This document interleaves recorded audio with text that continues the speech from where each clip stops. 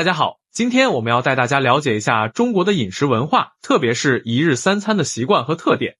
这期节目专门为学习中文的外国朋友准备的，希望能帮助你们练习中文听力，同时了解更多关于中国饮食的知识。对啊，中国的饮食文化博大精深，历史悠久，是中华文化中非常重要的一部分。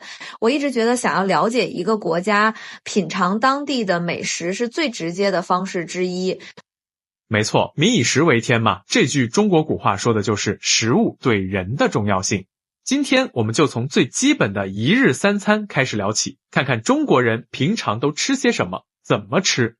太好了。我相信很多外国朋友对中国的饮食文化都很好奇，比如说为什么中国人喜欢用筷子，为什么中国的早餐和西方的差别这么大，这些问题我们今天都会讨论到。那我们就先从早餐开始说起吧。好，中国的早餐真的特别丰富多样，而且各个地区的特色也不一样，不像有些西方国家可能就是面包、麦片、咖啡这样比较固定的搭配。是的，中国人非常重视早餐，有句老话叫早餐要吃好，因为一天的能量主要来源于早上的第一餐。在中国，早餐的种类真的太多了，从咸的到甜的，从热的到凉的，应有尽有。我觉得最有代表性的中式早餐可能要数豆浆和油条的组合了吧，这个搭配在全国各地都很常见。对，豆浆和油条可以说是中国最经典的早餐组合之一。豆浆是用黄豆磨成浆，然后煮熟的一种饮品，有点像西方的豆奶，但是口感和味道完全不同。豆浆通常有甜的和咸的两种口味，甜豆浆会加一些糖，而咸豆浆则会加一些调料，比如盐、香菜、榨菜、油条碎等等。我个人更喜欢甜豆浆，配上刚炸好的外酥里嫩的油条，简直是绝配。油条是一种用面粉做的油炸食品，形状像一根长长的金黄色的棒子，外面酥脆，里面松软，蘸着豆浆，吃特别香。除了豆浆，油条、包子、馒头、粥也是很常见的早餐选择。包子是用面皮包裹各种馅料蒸熟的食物，馅料可以是肉的，也可以是素的，比如猪肉白菜馅、韭菜鸡蛋馅等等。馒头则是没有馅料的蒸面食，口感松软，可以配菜或者粥一起吃。对，还有各种各样的粥，粥在中国是非常受欢迎的早餐选择，尤其是在南方地区。粥是把米煮得很烂很稀的一种食物，可以加入各种配料，比如皮蛋瘦肉粥、海鲜粥、南瓜粥等等。粥不仅容易消化，还能暖胃，特别适合早上吃。说到地区差异，北方和南方的早餐确实有很大不同。北方人更喜欢面食，比如煎饼果子、肉夹馍、炒面、饺子等等，而南方人则更偏爱 M 制品，比如粥、米粉、米线、肠粉等等。对，这跟气候和农作物的种植有很大关系。北方气候较冷，主要种植小麦，所以面食发达；南方气候温暖湿润，主要种植水稻，所以米食为主。还有一点很有意思，中国的早餐通常都是热的，不像西方国家可能会吃冷麦片或者三明治，中国人更喜欢热腾腾的食物，认为这样对身体更好。是啊，中国传统医学认为早上吃热食可以温暖脾胃，帮助消化和吸收，所以即使在夏天，很多中国人也会选择热的早餐。对了，我们还没提到早茶呢，在广东和香港地区，周末去喝早茶是很多家庭的传统。早茶其实就是早上去茶楼吃点心喝茶，是一种社交活动。没错，早茶的点心种类非常丰富，有虾饺、烧麦、叉烧包、凤爪、肠粉等等，每一种都精致美味。大家围坐在一起，一边喝茶，一边吃点心，一边聊天，非常惬意。说完早餐，我们来聊聊午餐吧。中国的午餐通常是一天中最丰盛的一餐，因为中国人认为中午是人体能量消耗最大的时候，需要补充足够的营养。对，在中国午餐时间一般比较长，很多公司和学校都会有1到2个小时的午休时间，让大家有充足的时间吃饭和休息。这点和一些西方国家可能只有半小时午餐时间的习惯很不一样。中国的午餐通常包括主食和菜，主食可以是米饭、面条、馒头等等，菜则根据个人喜好和地区特色有很大差异。一般来说，一顿标准的中式午餐会有2、3个菜，再加上1个汤。对，而且中国人吃饭讲究荤素搭配，就是肉类和蔬菜要均衡，比如可能会有一个肉菜，一个素菜，再加一个半荤半素的菜，这样营养更全面。还有一点很重要，中国的饮食文化强调色香味形俱全，色是指菜品的颜色要好看，香是指菜品要有香气，味是指味道要好，形是指菜品的形状和摆盘要美观。这4点在正式的中餐中都非常重要。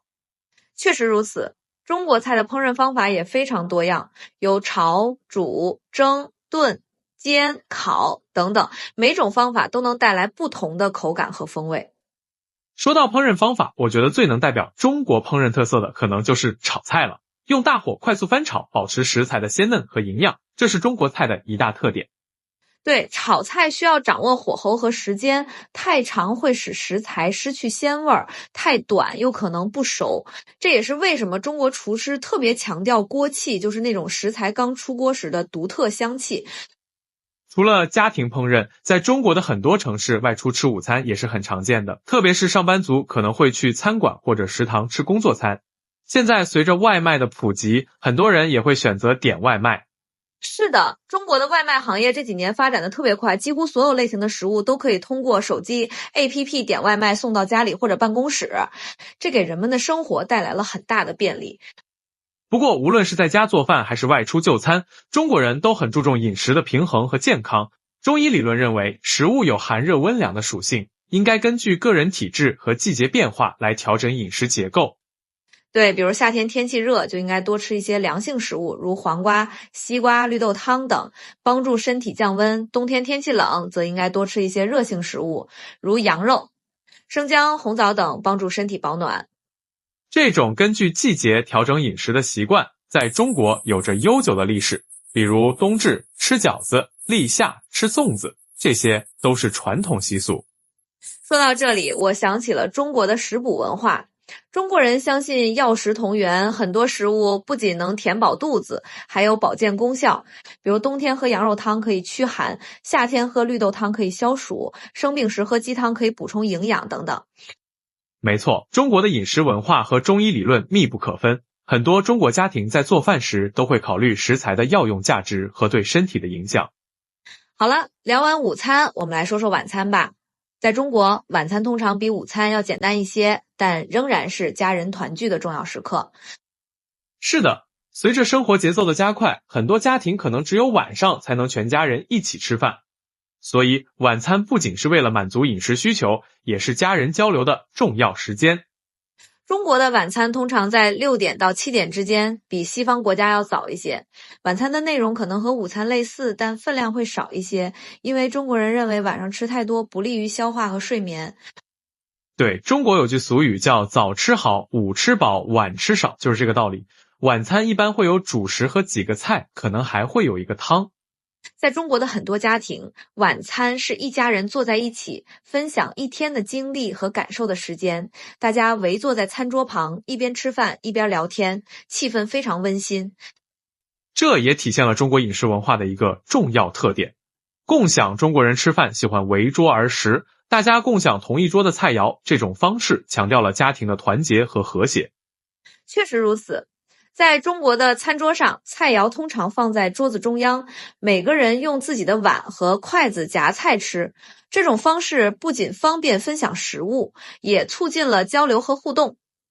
说到筷子，这可是中国饮食文化的重要象征之一。筷子的使用历史非常悠久，据说早在商代就已经出现了。是的，筷子不仅是一种餐具，也是中国文化的载体。正确使用筷子有很多讲究，比如不能用筷子敲碗，不能将筷子插在饭里，不能用筷子指人等等，这些都是基本的餐桌礼仪。对于初次使用筷子的外国朋友来说，可能需要一些时间来适应，但一旦掌握了技巧，就会发现筷子其实是一种非常灵活和实用的餐具。没错儿，筷子可以夹、拨、挑、拌、分、撕，几乎能完成所有吃饭时需要的动作，而且筷子轻便、节约资源、易于清洗，非常环保。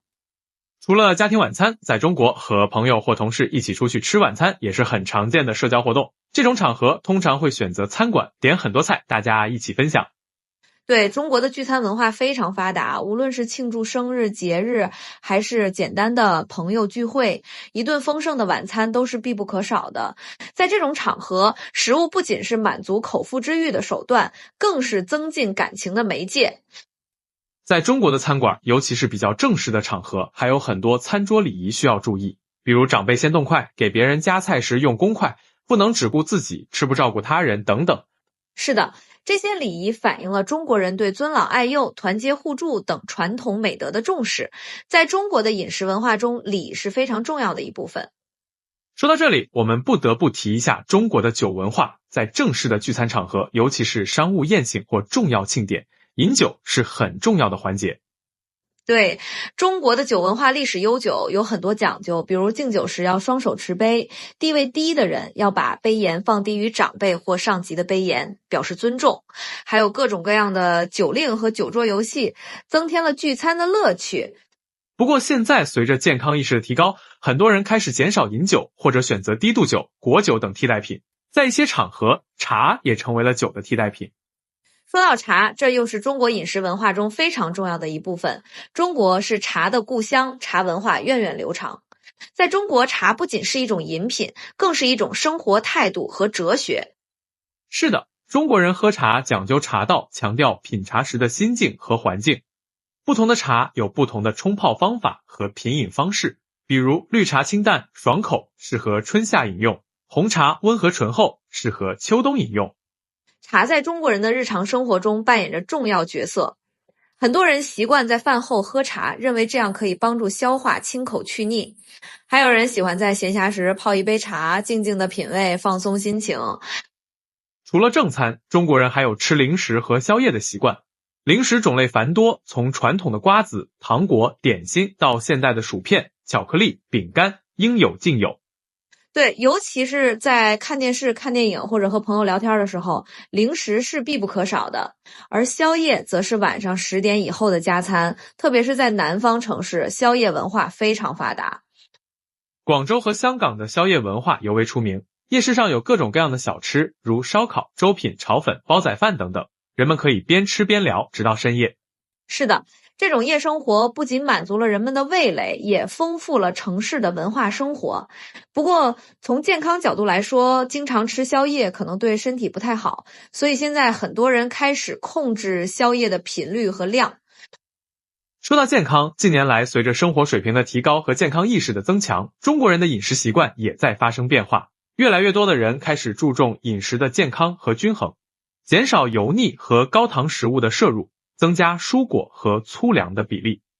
对，现在很多年轻人开始尝试素食、低碳水、无糖等健康饮食方式。同时，随着国际交流的增加，西式、日式、韩式等外国美食也逐渐融入中国人的日常饮食中。不过，无论饮食习惯如何变化，中国传统饮食文化中的精髓，如讲究平衡、重视分享、注重礼仪等，仍然深深影响着中国人的生活方式。是的，饮食文化是一个民族文化的重要组成部分，它反映了一个民族的历史、地理、经济、宗教等多方面因素。了解中国的饮食文化，也就是了解中国的历史和人文。对于学习中文的外国朋友来说，了解中国的饮食文化，不仅可以帮助你们更好地理解中国文化，还可以在与中国人交流时找到更多共同话题。没错。而且尝试中国美食也是学习中文的一种有趣方式。通过品尝不同的中国菜肴，你可以学到很多与食物相关的中文词汇和表达方式。比如，你可以学习如何用中文点菜，如何表达对食物的喜好，如何描述食物的味道等等，这些都是非常实用的日常交流技能。对，而且在中国，食物常常成为人们表达情感和建立关系的媒介。请你吃饭是中国人表示友好和感谢的常见方式，所以了解中国的饮食文化也有助于理解中国人的社交方式和人际关系。说到这里，我想起了一个有趣的现象，在中国，人们见面时的问候语常常是你吃了吗？这相当于英语中的 How are you？ 这个问候语反映了中国人对饮食的重视。是的，这种问候方式在老一辈中尤为常见，它源于过去物质匮乏的年代，能否吃饱饭是人们最关心的问题。虽然现在生活条件已经大大改善，但这种问候方式仍然保留了下来，成为中国文化的一部分。还有一点值得一提的是，在中国，食物常常与节日和传统习俗紧密相连。比如春节吃饺子，象征更岁交子；端午节吃粽子，纪念屈原；中秋节吃月饼，象征团圆等等。对，这些特定节日的特定食物，不仅有美味可口的特点，还承载着丰富的文化内涵和美好的寓意。了解这些食物背后的故事和象征意义，可以帮助你更深入地理解中国文化。除了节日食物，中国各地还有许多特色小吃和地方菜系，如北京烤鸭、四川火锅、广东早茶、上海小笼包等等。这些美食不仅代表了当地的饮食特色，也反映了当地的历史和文化。是的，中国有8大菜系，分别是鲁菜、川菜、粤菜、苏菜、闽菜、浙菜、湘菜和徽菜。每个菜系都有其独特的烹饪方法和口味特点。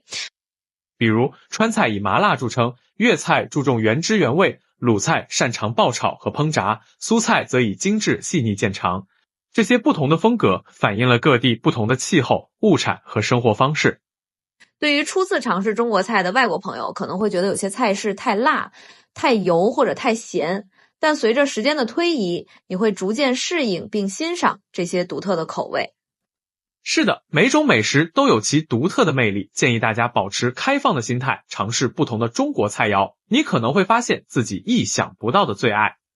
对了，还有一点需要提醒大家，在中国，尤其是在正式的场合，饭桌上有很多礼仪需要注意，比如长辈或者贵宾应该先动筷，给别人夹菜时应该用公筷，不应该把筷子插在饭里等等。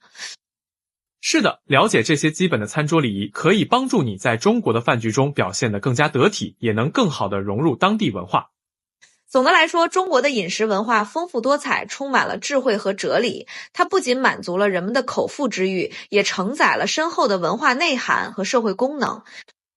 对于学习中文的外国朋友来说，了解中国的饮食文化是理解中国文化的重要途径。希望通过今天的介绍，能够帮助大家更好地了解中国的一日三餐和饮食习惯。是的，希望大家在学习中文的同时，也能尝试更多的中国美食，体验中国饮食文化的魅力。记住，语言学习不仅仅是掌握词汇和语法，更是理解一种文化和思维方式的过程。好了，今天关于中国饮食文化的介绍就到这里，希望对大家有所帮助。如果你有任何关于中国饮食或者中文学习的问题，欢迎随时向我们提问。对，我们非常乐意帮助大家了解更多关于中国文化的知识。祝大家学习愉快，也祝大家在中国或者在自己的国家都能品尝到美味的中国菜。谢谢大家的收听，下次再见。再见。